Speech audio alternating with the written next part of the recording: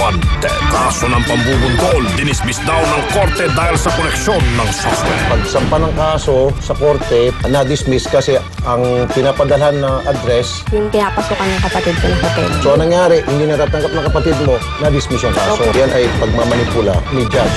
Yung talagang totoo kung sino yung judge na yun, alamin natin pasisibak na. At mga taga-pamayapa sa barangay, sila pa umanong nagkakainitan dahil nagkakapersonalan. Sabi, kuya, yung anak mo nasa barangay. Bakit hindi nila hinuli yung minor de edad din? Yung pa nag-report sa akin. Kilala nilang anak ko yun. Pero walang tumawag. Walang tumawag. Ibig sabihin, kahit isa. pinipersonal ko talaga. Ganun po sa pananaw ko. Wanted. Mamaya pagkatapos ng Pilipinas News sa News 5 investigasyon ng TV5. Nakarehistro umano sa Hong Kong ang barkong sumagasa umano sa bangka ng mga Pinoy noong Enero 20. Isang mangingisda po ang namatay sa insidenteng yan at 4 na iba pa ang patuloy na pinaghahanap. Napapaiyak na lang sa isang tabi si Jennifer Carbonell habang pinagmamasdan ang kabaong ng mister na si Christopher. Hindi niya magawang makalapit. 2 buwan kasi siyang buntis at may pinaniniwala ang pamahiin. Tanong ko na lang sa magulang ko kung anong itsura niya. Kasama si Carbonell sa 8 mangingisdang sakay ng bangkang AXL John na sinagasaan daw ng isang dayuhang barko. Na-rescue pa si Christopher noong Sabado pero di nakayanan ang matinding dehydration. Kwento naman ng 3 pang nakaligtas, June 17 ang pumalaot sila mula sa Bulinaw, Pangasinan.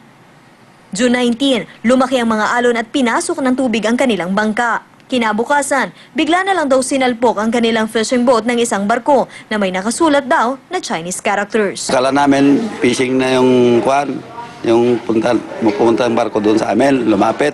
Yung pala diretso kami sila saan. O di nawarak-warak na yung bangka namin. Akala nyo, rescue? Oo, rescue na yon. Yung pala, bunggo na. Halos 4 na araw nagpalutang-lutang sa tubig ang mga mangingisda. Kanya-kanya raw sila ng diskarte para mabuhay. Ako naman, may inom na ako ng tubig ng dagat. Yun ang kukuhan ko lang sa lalamon ko. Tuyong-tuyo na yung lalamon ko. Kunting damit ko, yung kumain akong kunti. June 23 na nang ma-rescue sila. Pero 4 sa kanilang mga kasama na piniling lumayo ang hindi pa rin nakikita. Kabilang sa mga ito ang anak ni Aling Patricia. Hanggang nila, di na sila naawa. Ang klaseng tao.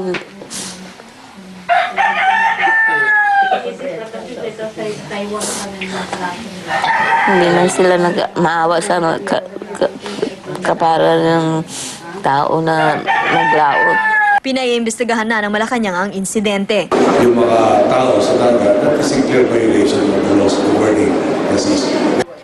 Nakikipag-ugnayan na rin ang Coast Guard sa Hong Kong dahil posible raw na ang nakabanggang barko ay nakarehistro sa Hong Kong. Nauna nang sinabi ng Chinese Embassy na huwag magpadalos-dalos ang gobyerno sa paghusga at kumpirmahin muna ang ulat. Itinanggi rin nila na may sangkot na Chinese vessel sa banggaan sa dagat nitong mga nakaraang araw. Franz Noguera, News 5.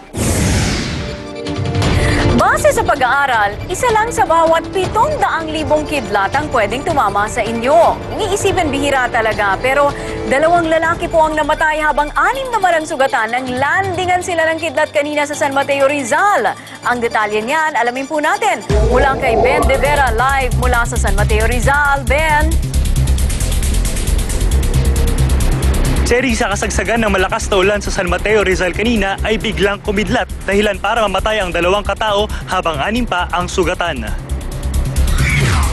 Mangiyak-ngiyak si Aling Nida sa sinapit ng 18 anyos niyang anak na si Jeffrey. Bandang 2:00 ng hapon kanina, sumilong daw si Jeffrey at 7 iba pa sa kubong tinatambayan ng mga bangkerong nagtatawid sa mga residente mula San Mateo, Rizal papuntang Quezon City. Itinaas ni Jeffrey ang kanyang cellphone at naghanap ng signal nang biglang tamaan ng kidlat ang kubo. Dead on the spot si Jeffrey.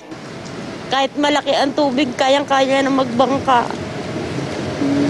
Pero ngayon wala na siya. Wala na kaming kasama.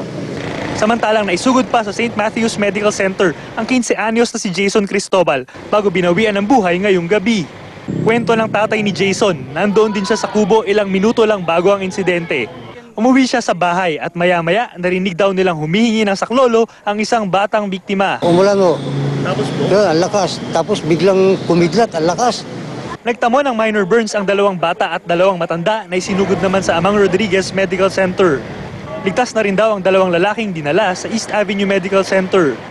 Ayon sa rescue team na rumisponde, nasunog daw si Jeffrey, samantalang walang malay at hindi makakilos ang mga kasama niya.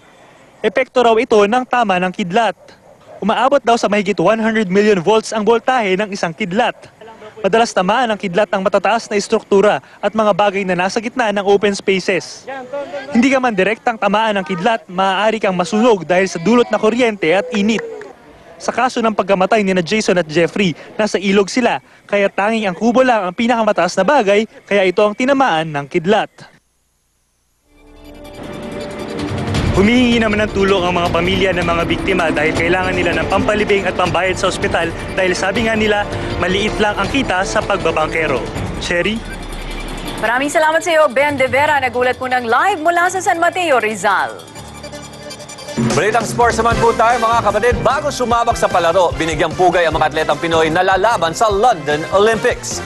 Ipinakilala na kanina ang 11 atleta na kasali sa Philippine team. Pinangunahan ng chairman ng TV5 at MVP Sports Foundation na si Manny V. Pangilinan ang nasabing event.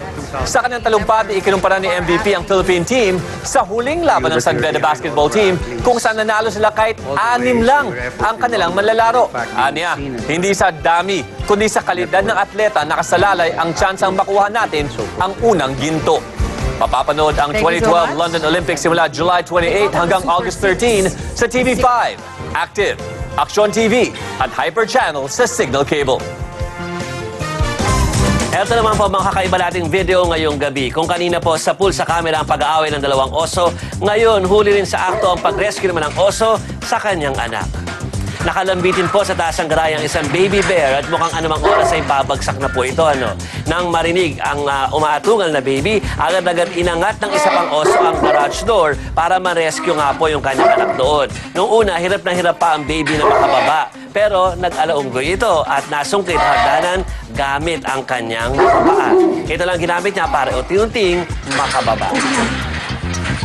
Bukas abangan ng iba pang kakaibang videos dito lang po sa Wi-Fi. At yan ang kalahating oras sa mga balitang dapat malaman ng bawat Pilipino. Ako si Joby Francisco. Dahil ang balitang ito tungkol sa iyo at para sa iyo, ako po si Sherry Mercado. Saan man, kailanman kapatid, ako si Paolo Medjones at ito ang Pilipinas News. Up next na po ang Wanted. Magandang umaga.